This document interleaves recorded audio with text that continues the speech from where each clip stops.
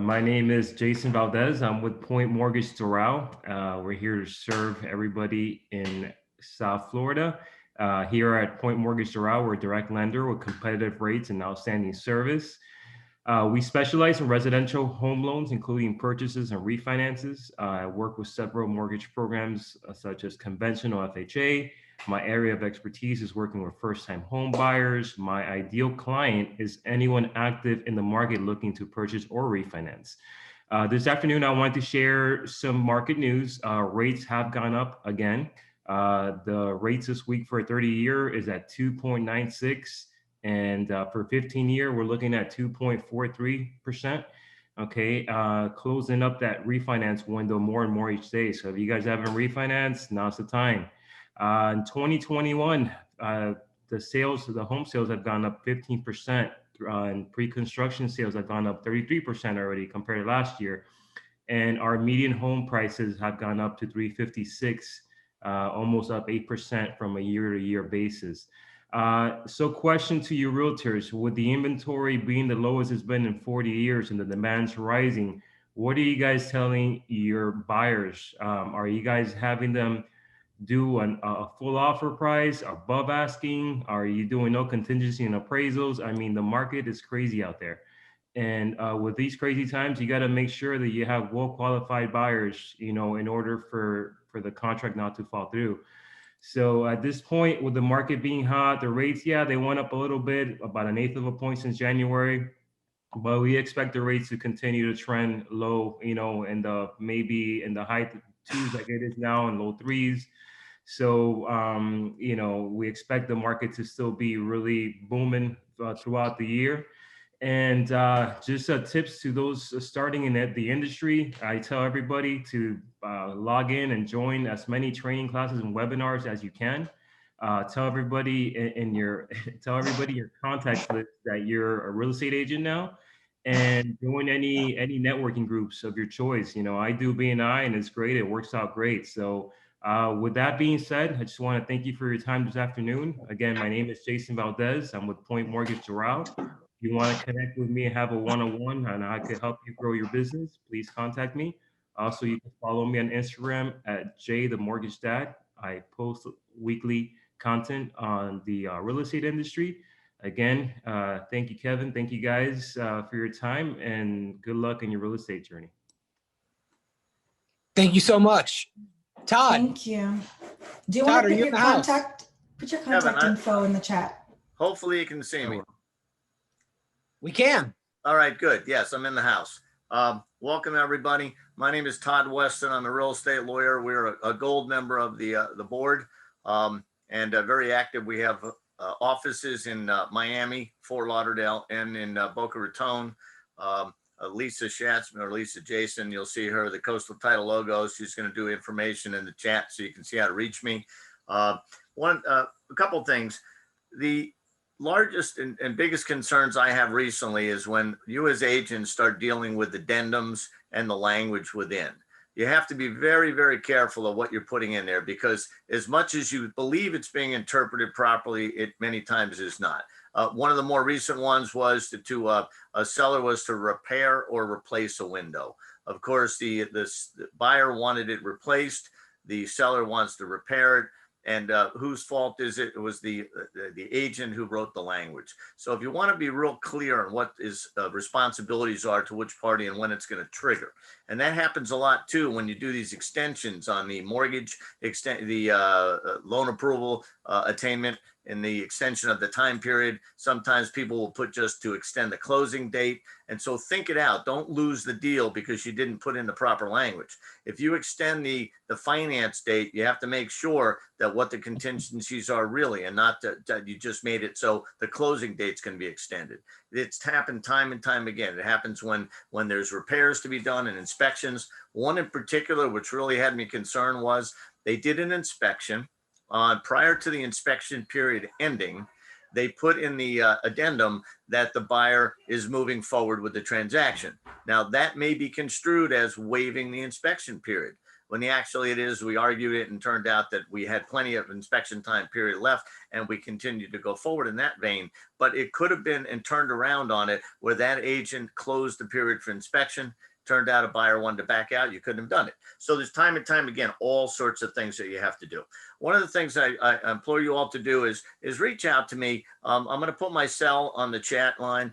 Even if I'm not working on the transaction, text me, ask me questions about it. If I can help you and be a resource to you and other agents. I do this all the time. I get 3 to 5 calls a day just on questions, nights and weekends, fine with me. It makes it happen. I had to go to the hospital on last Friday night at 11 o'clock to get a deed signed because of someone had put in a situation where they were in peril and it could have lost the deal. Obviously with COVID concerns and so forth, we got to watch out for that too.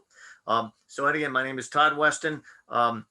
Do reach out. One of the things that last thing I want to leave you with is once a month, I co-host the show for the Miami board here. It's called Pro Panel. Tune in, ask to get the Pro Panel flyer. We do this Friday at, I believe it's 10 o'clock. We're bringing a specialist in permits and code enforcement. And we're going to do what we do is we do a show. We co-moderate it with another lawyer, Justin Napola. Look forward to having you all view and so forth. Thanks so much.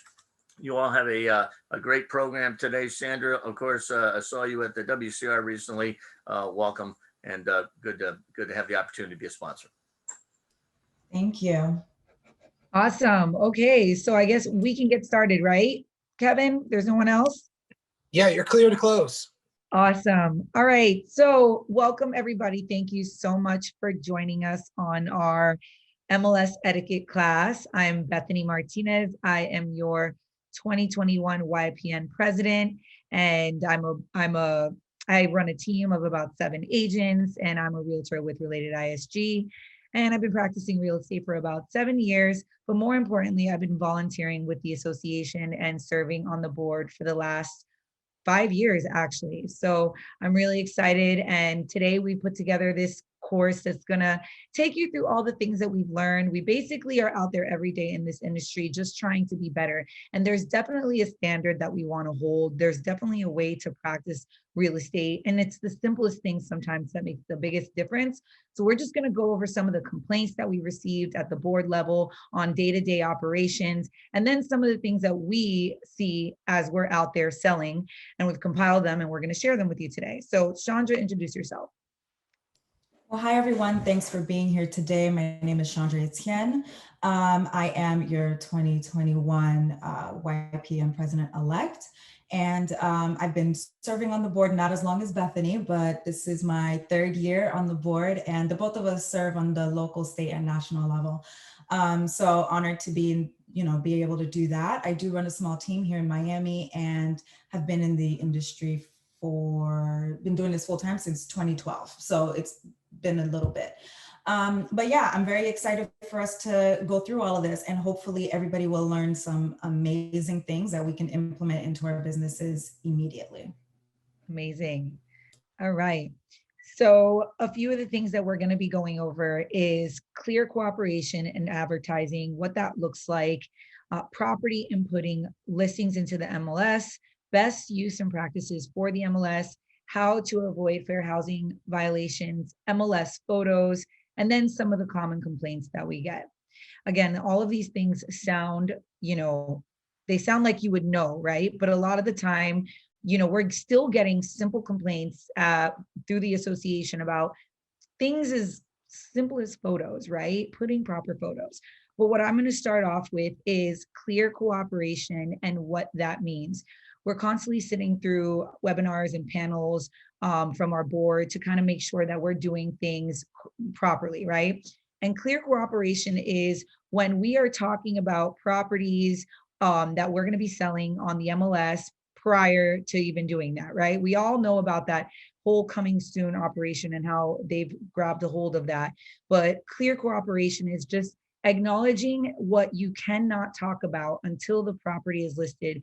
Or if you are going to talk about a property, you need to make sure that that property is in the MLS within 24 hours. Here are just they talk about some of the properties that are exempt from that, such as commercial properties, multifamily of 4 units or higher, builder developer properties, and vacant land. But if you're doing anything other than that, which is like single family, condos, those types of properties, you really cannot be talking about them, talking about pricing, sharing them with people until they're in the MLS, or you need to make sure that they're going to be in the MLS within 24 hours. And just to give you some details of what that looks like, flyers, yard signs, marketing material, promoting them on your sites, on your brokerage sites, digital communications, which is like email blasts, text message, emails, and then even just talking about these properties or these listings in a group of people.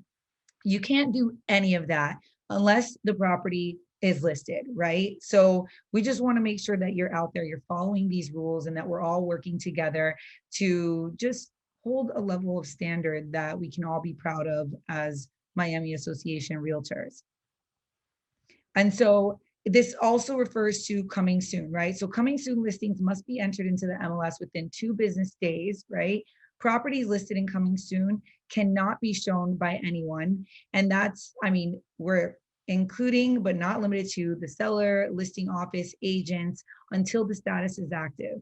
I know that there's probably people doing it out there all the time, talking about the properties that they have and then showing them, but per the MLS guidelines, we are not allowed to be showing these properties to anybody until the status is changed and active in the MLS.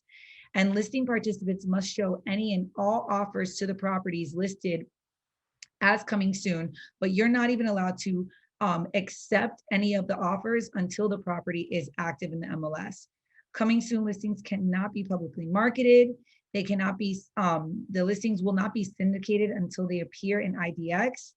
They are automatically changed to active after 21 days. So if you put a coming soon listing and it's already surpassed 21 days, it'll automatically go active in the MLS. For those of you who don't know that, we do have that feature in the MLS. It's changed on that very front page when you start to list the property.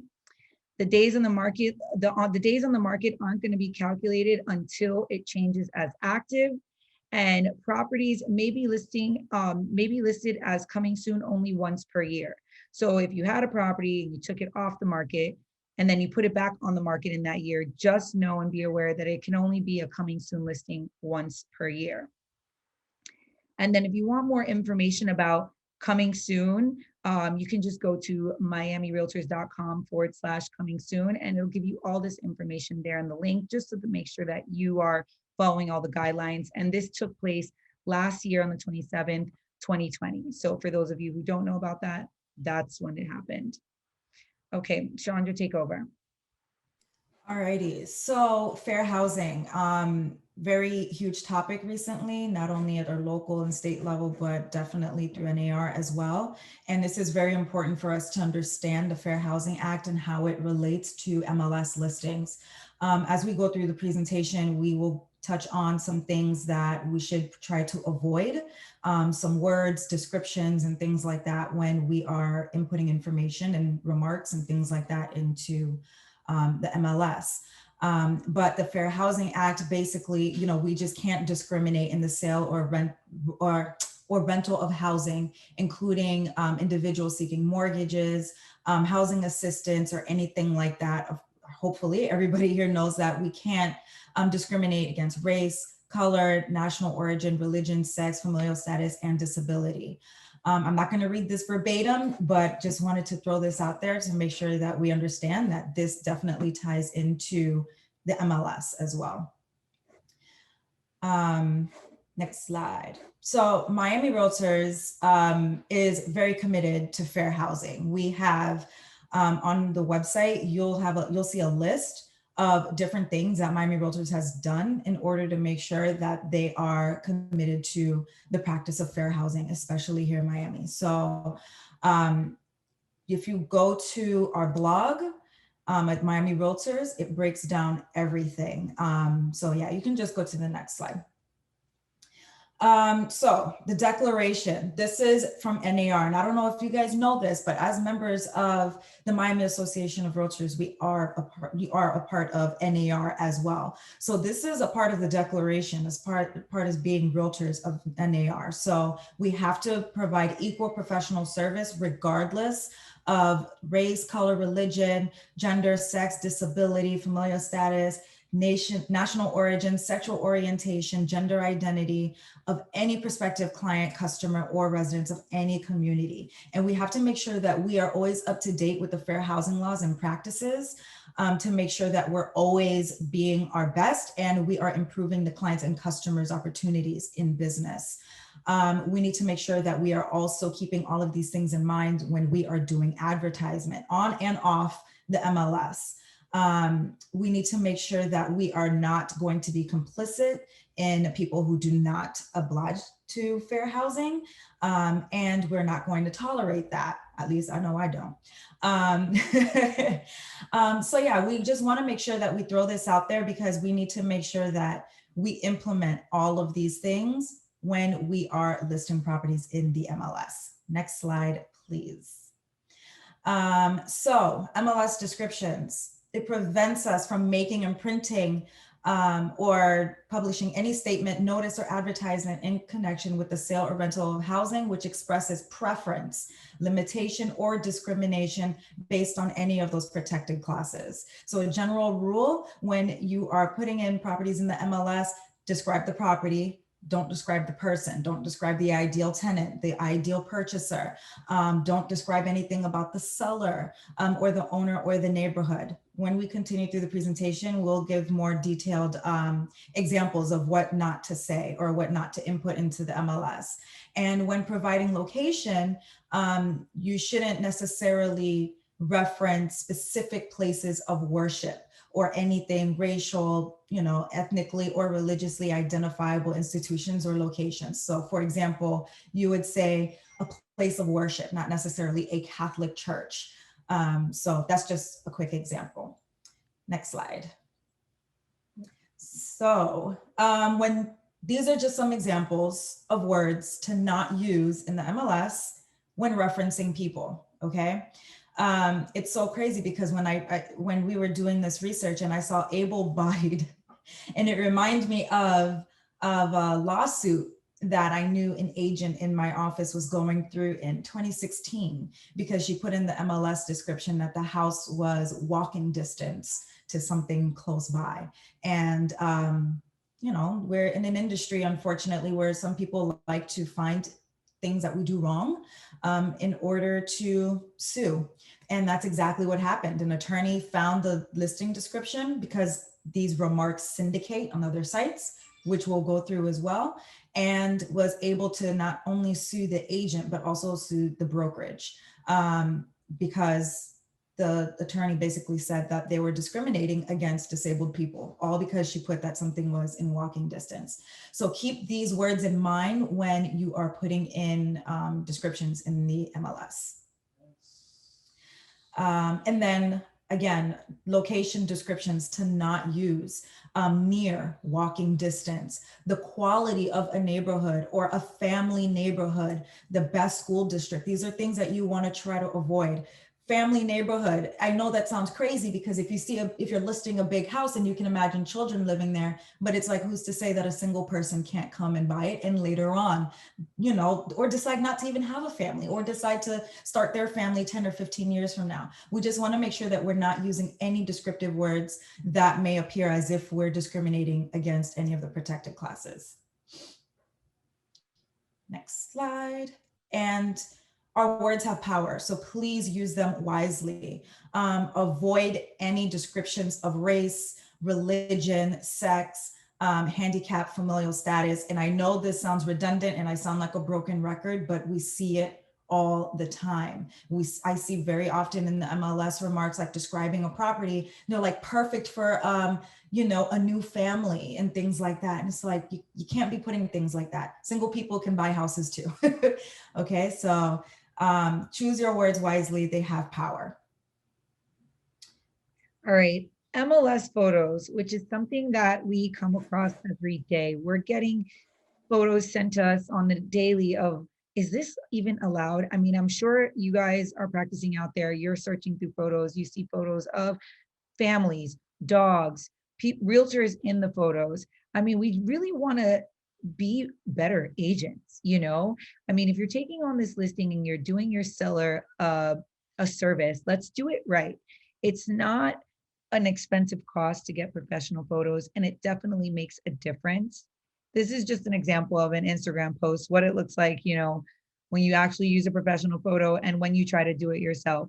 And then here are just some examples of photos that we've actually found in the MLS and that they kind of blow us away every time we do.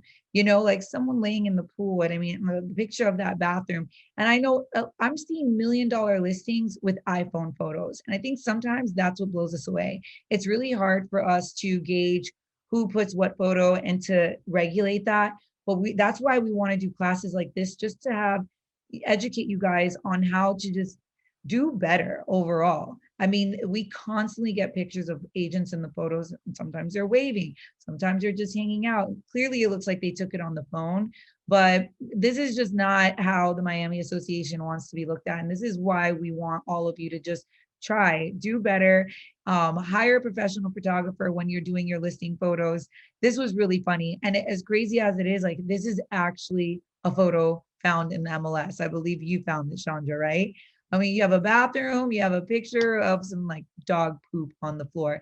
It's crazy to me that people actually upload these things, but they do. So we just want to make sure that you guys are out there and you're not doing this. And so here's just the benefits of professional photos, right? It's on average, homeowners will sell their home for $11,000 over market value when they do professional photos. And it's really easy to tell just basically looking at the angles. You can see the photo on the left is just straight on, but just a little bit of lighting and a little bit of angle can make such a big difference. And I mean, these are the kind of photos that we want to see. I mean, as agents, these are the kind of photos that you want your sellers to see. This is what you want to put out there. This is our hard-earned work that we're doing. So that's what we encourage you to, you know, help us keep that level of standard. And then by doing photos and marketing and being able to showcase the listing in its best possible light, you're really able to sell a home in any market. And the pandemic is actually the #1 reason why we can all say that good photos, floor plans, Matterports, and all of videos, you know, virtual tours. This has been the main reason why we've been able to sell so many homes, and to people who are relocating, who are not even seeing these properties and putting offers. And I feel like a lot of people have taken advantage of that this year because of the pandemic. We're just hoping that it's not only because of the pandemic. We're hoping that that is something that now we all continue to do. We all continue to use Matterport, creating floor plans and having the best professional photos up on the MLS to help us sell these homes faster. Now, deleting photos. This is a common thing that we're starting to see. It's getting worse and worse. For whatever reason, people are putting up their photos, and then when they close on the property, they're deleting them. Maybe they don't want anybody to see it. Maybe they don't want anybody to steal the photos. Maybe you lost a listing and you don't want someone to come in after you and use the photos that you use. Well, one, it's legal to use anybody else's photos, and if they do, they can be violated for that or fined. But we never want you to delete your photos after inputting them in the MLS, because these are the photos that appraisers are going to use, that us agents are actually going to use to help comp other properties. We really need to be able to see the inside of these properties so that we can understand what we're working with in comps. So if you go and you delete them after, you're really doing us all a disservice when it comes to the future sales.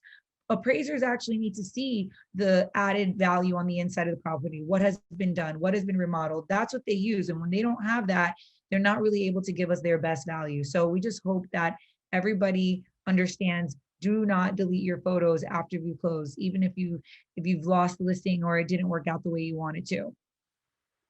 And just here's some tips that our board has put together on things that we see out there. If your property does not have a water view, don't put a water view. I've seen a lot of times in condos, they'll take pictures of like the ocean or the bay, but the actual property itself does not have a water view. And even if your property doesn't have a water view, still showcase the view. I think it's really important to be transparent. Even though we want to bring people walking through the door, you still don't want to waste people's time. We're out there working hard, trying to schedule showings, and then we get to a listing and it looks nothing like the photos, or you have a huge building blocking the view when your client didn't wanted an open view. I mean, it makes us look bad because we weren't able to tell if there was a view. So we just really encourage all of you to be honest in your photos too. Don't edit them too much. Even though you want them edited and you want them brighter, don't edit them too much to where you're removing actual damage to the unit, and then when they walk into the unit, it looks like a completely different unit. Make sure you can't see your signage in your pictures.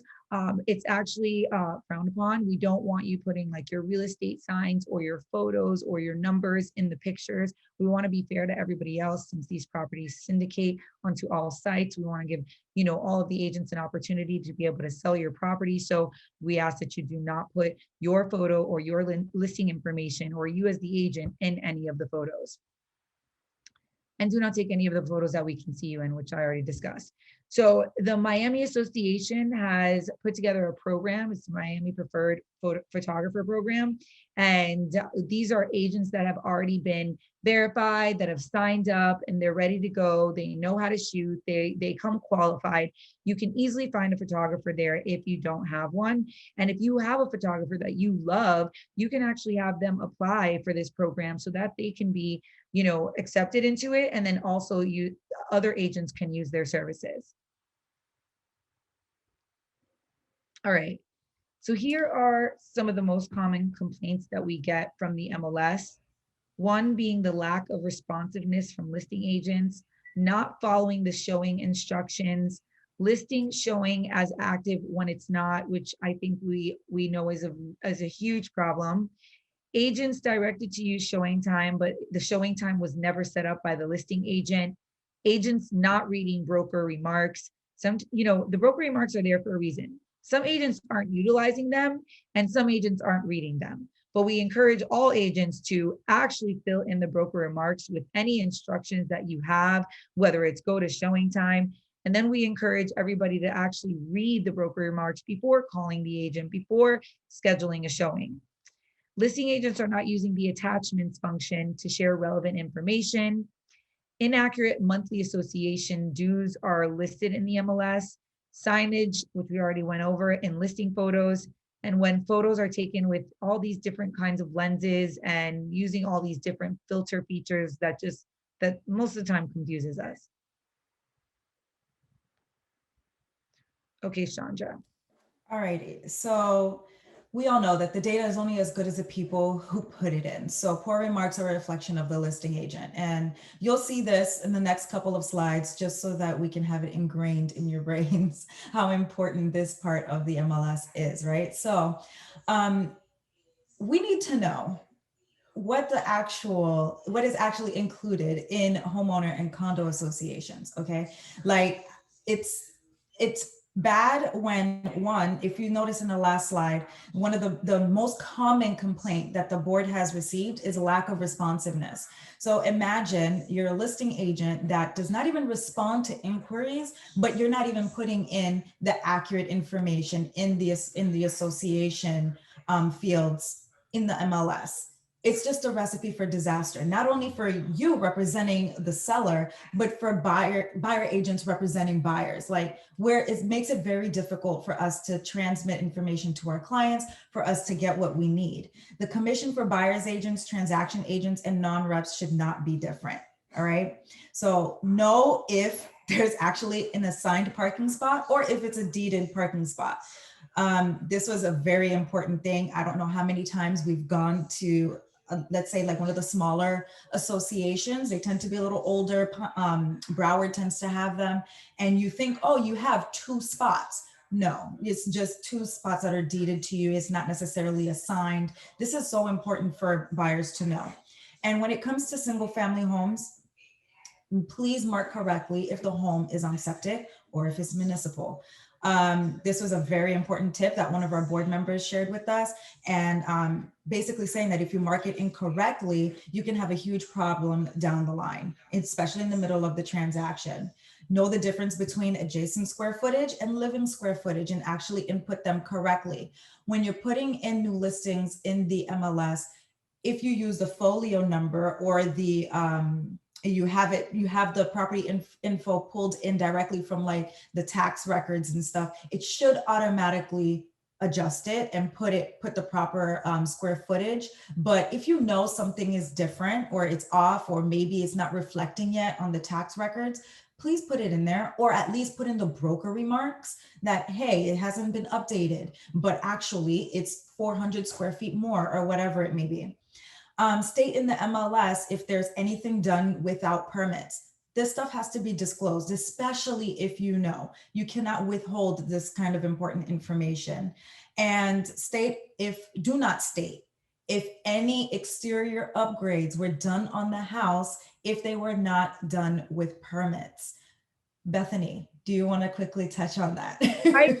I do, because I just want to say, I've seen and I've also experienced a few things myself, and it's a learning experience along the way. What you put in the MLS can get you in serious trouble. If one person, all it takes is for one person to want to file a complaint or to do it. We get away with it a lot of the times because people are constantly just moving on to the next thing and they're not going to dwell on it. But just like she said, if you're saying things simply like remodeled, new plumbing and remodeled kitchen and,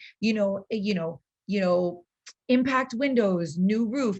If you're putting all these things into the MLS and they're not permitted, for example, right? We all know that these are huge, big ticket items that need to be done with permits. And if you're stating just beautifully in the broker's remarks, like this house is brand new and remodeled, but you yourself don't know if it has been done with permits or with not permits, this is what the city is doing now in multiple markets. The city is going to your listing because they're out there and they're looking, right?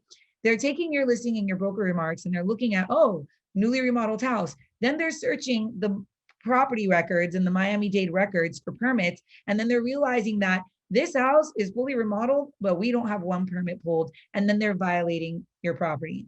I've had this happen to a few people that I know, and it has becoming more common as the city is out there just constantly looking for the next violation or the next fine.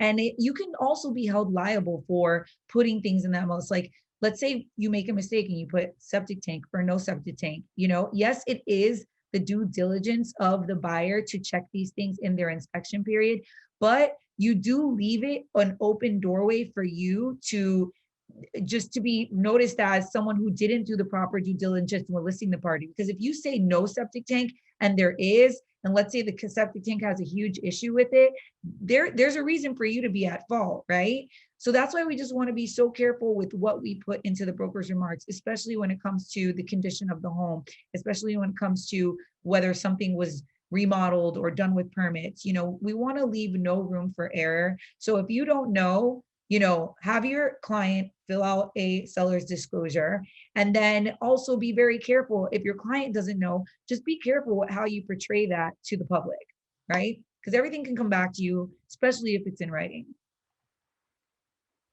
Okay, so attachment, we discussed this on the last slide. For some of you, maybe you know this or maybe you don't. At one point in time, I didn't know this as a realtor, but there's a little attachment, let's say like picture or emoji at the top of your MLS. And that's where you're able to upload things like seller's property disclosures, condo docs or rules and regulations, applications to either the condo or any HOA, disclosures, budgets, things that people are going to ask you for anyways. I mean, how easy is it that you're making your job so much easier when you already collect all this information and simply add it as an attachment? And therefore, when someone requests a showing and they ask you for these things, you can just easily direct them to the attachments. They can download everything and present it to their client. And this also saves us time. Honestly, I don't see enough people using this feature, and it's probably one of the most important ones, because when we're out there looking for condos and dealing with budgets and trying to find what is approved, what's not approved, can my client move in here? If you had all of these documents collected, which you're supposed to as the listing agent, and if you have them put into the attachments, you're saving the buyers out there so much time and energy, because what are they going to do? They're going to call you. And what are you doing? You're probably busy on some showings or dealing with some other clients, so you don't have the time to respond. So if you just had everything listed in the attachments and you did, as a listing agent, we did the proper work to collect those documents, you're making it easier for everybody and you're saving yourself time from answering these questions every time someone calls. So we just like, that is such an important feature that I feel like people don't utilize enough. All right, you want to take over, Sandra? Yeah, so I think it's really important to touch on the MLS remarks and the difference between all of them, right? Because some of them syndicate on these public sites, like what Bethany was saying, like how some of these cities are finding whether or not this work has been done on these properties and if they were pulled with permits. And that's because the general remarks, like the remarks field in the MLS, that syndicates, okay? So it's gonna show on the IDX feeds on websites. It's gonna show on Zillow's site that we know a lot of buyers like to go on. So it's really important that we understand that whatever we put on there is going to be made public.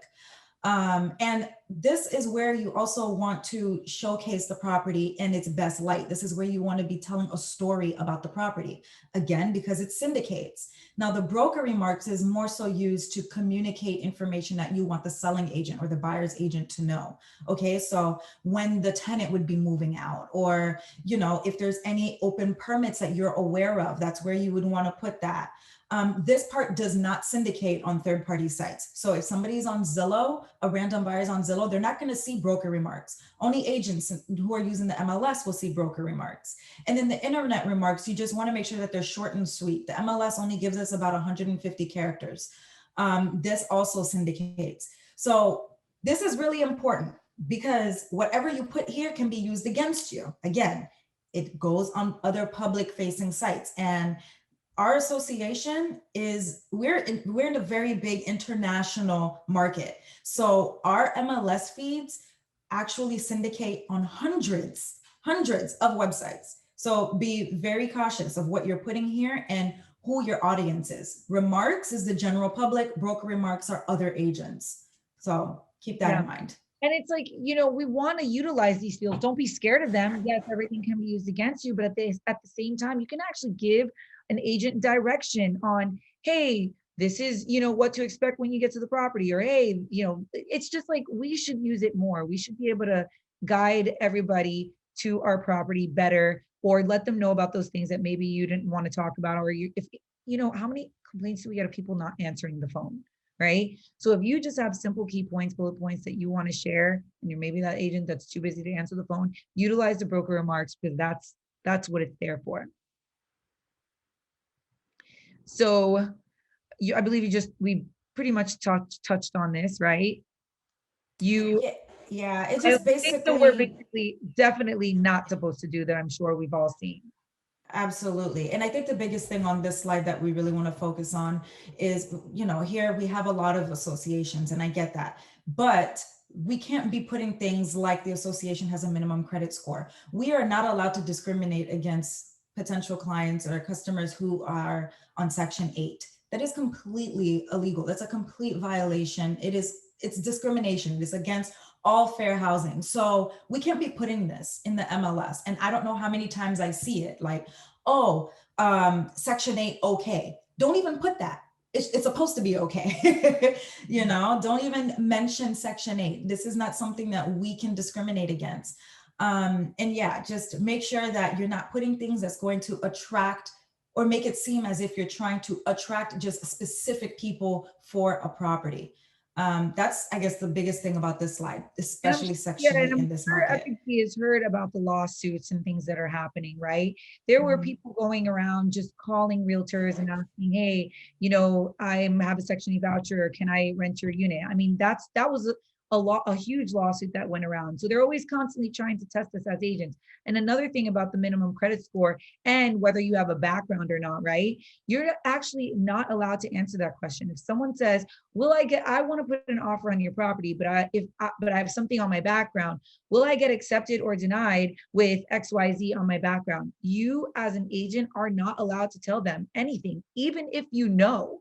You're not allowed to say yes or no. The only thing that you can say is, you know what, you're going to have to apply to the association, and then you have to go through the normal process like everybody else, and they'll let you know. So whether we know they have a minimum credit score limit, you have to direct them to the association and allow the association to do their job. And even though it's unfortunate, because sometimes we do want to say something to maybe save time, we have to go through the standard process and give everybody the opportunity to apply. And we cannot make assumptions that they're going to get denied or not. We have to leave that up to the association. Okay, so showing time and Supra best practices. I don't know if you guys have all heard recently, but showing time has actually been purchased. So our association is working diligently to make sure that we have ultimate options. We still actually use showing time. It's still something that it's still one of our products and services, but we do have others lined up. But either way, showing time and Supra, we want to make sure that we're helping us all do better, correct? So if you're going to set up a listing and it's going to be on a lockbox, we encourage you to use showing time to set it up. It's just so much easier for us agents to make showing time requests instead of calling you, right?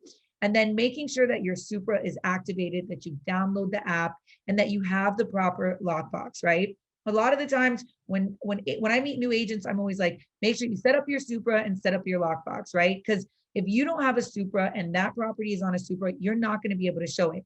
Calling the agent to come and have open up for you is somewhat redundant. They've clearly put it on a Supra lockbox for a reason. Maybe they're not close to the property. Maybe they're not as available and the property's vacant. So just make sure you set up all the services that we offer you, you link them, and that you're properly using them. There's notifications and showing times so that you can get text messages every time someone requests a showing on your listing. And to be honest, like, I love using showing time because it helps me organize everything. I have multiple lock boxes and multiple properties. I'm able to see when people are going in and out, the times that they're going in and out, when they left. And then another thing that we really, really encourage everybody to do is to leave feedback after showing your property. I can't tell you how many times feedback has actually helped me when I'm dealing with a seller that maybe thinks, the world of their property, but then every time a buyer goes in there, they are like, this is not it. There's so many reasons of why this property shouldn't be listed at that price. It's different when we're telling our sellers that or our clients that. And it's also very different when they're seeing that. And there's a feature that people who show your properties are allowed to type in feedback. I know you get the updates and the notifications all the time. If you would kindly just leave feedback for the listing agent, I'm pretty sure that would change their world. And I'm sure then at the end, they can print out the feedback sheet, they can present it to the seller, and they can go over all the reasons why your property has been shown 20 plus times, but we still haven't received an offer. Here's what people are saying.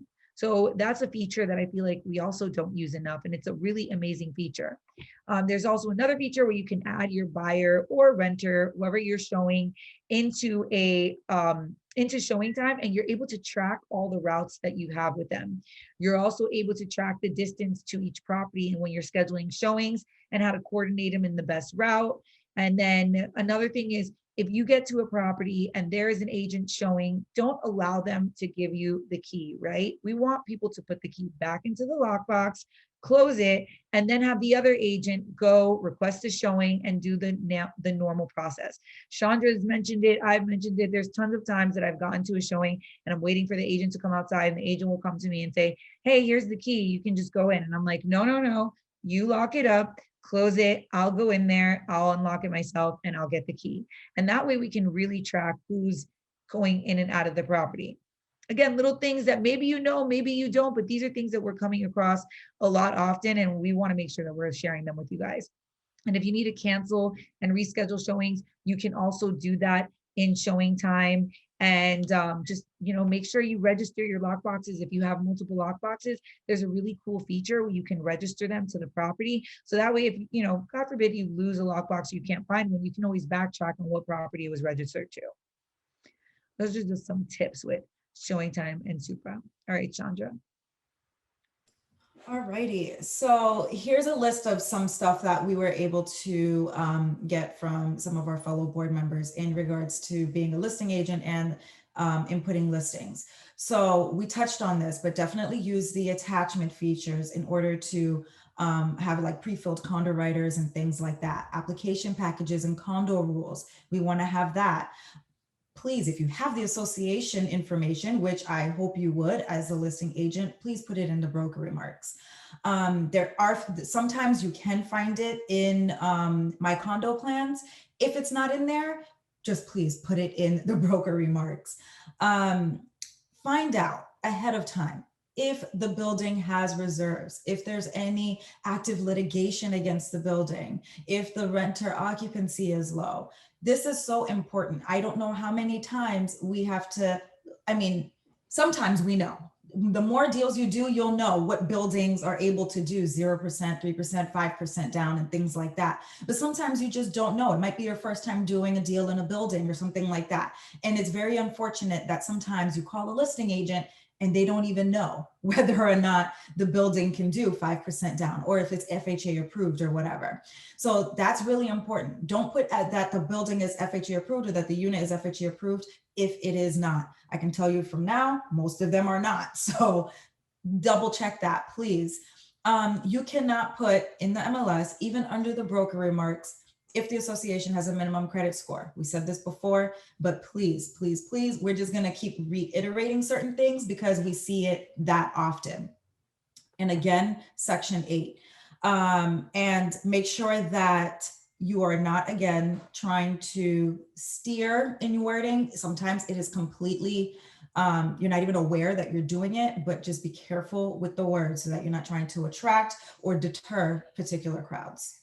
There are people watching, as much as we don't think so. There are people that are coming across and finding these things, and you know, they're you know, adding a little violation or reporting you. So we just want to make sure that you guys are paying attention to. Look, there are law firms out there that literally make money business of this just by looking at what we are putting in the MLS, and they're able to sue or do whatever they do, you know, litigation and all of that, simply because of the words we use in the MLS. So we're not saying this because, you know, we're just trying to be redundant and ridiculous. It is really that serious. Yeah. And so there's tons of trainings on our YouTube channel. We put the link here. We can also put it in the chat. So if you ever want to get, you know, training from the MLS, everything is now online and there's webinars for all of it, especially after the last year. And it's super easy.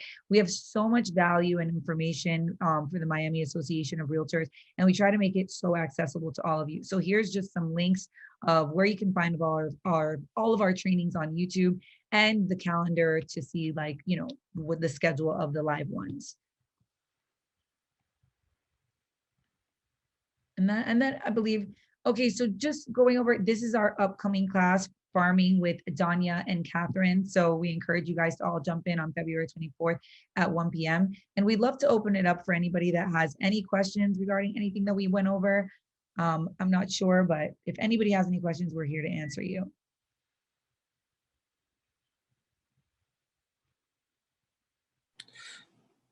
There's one other class that I would like to talk about. It's coming up next week. It is the cybersecurity and avoiding firewall fraud class. That was added. That was added after this, so don't worry about it. Yeah, but this was the next class in our series originally. But going to be next. Add one more, so that's next week. So if you think that it's scary that lawyers are coming after you, wait until you find out what the hackers are doing. So it's definitely another way to keep yourself safe if that's your MO. Yeah. For 2021, and I highly encourage that it is. Absolutely, especially since we're doing so much stuff virtual. These hackers are like on 10. I actually, unfortunately, had a client get almost $11,000. He lost $11,000 via wire fraud last year. One of our board members, his client lost $50,000, and on the day of closing ended up wiring all the cash to close to an offshore account somewhere, and thought she was doing it from Bank of America. And it was just, it's so sad. Single mom with 3 kids, closing on her first home ever that she probably saved years and years and years for. So, you know, that's why we do these classes. This is why we want to educate everybody on just protecting yourself. And this is just going to be part 1. We're definitely going to come out with part 2 because there's just so much information that we can share with you on this. So stay tuned and we'll have part 2 coming soon.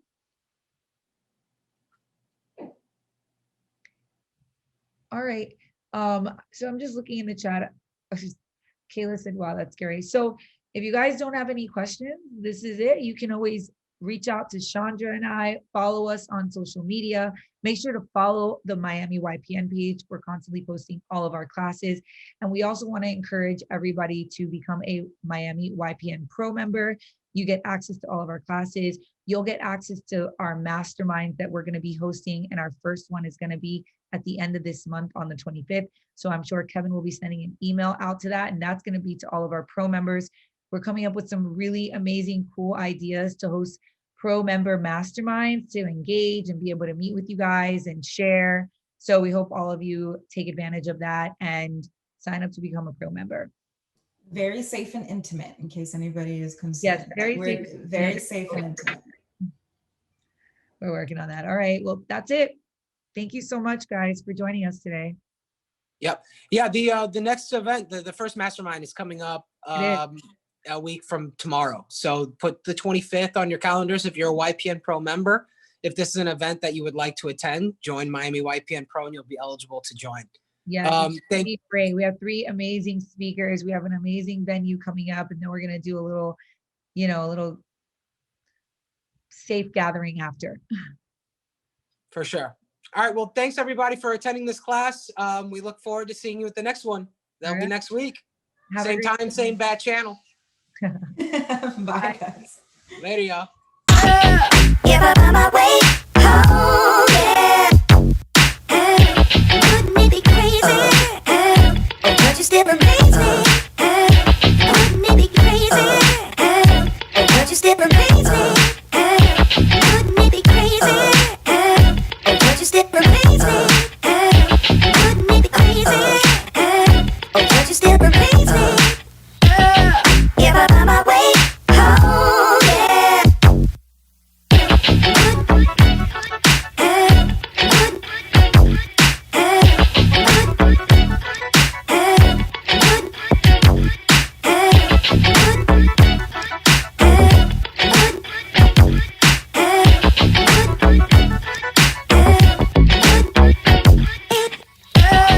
If I find my way home, yeah. Wouldn't it be crazy? Oh, but you still amaze me. Wouldn't it be crazy? Oh, but you still amaze me. Wouldn't it be crazy? Oh, but you still amaze me. Wouldn't it be crazy? Oh, but you still amaze me.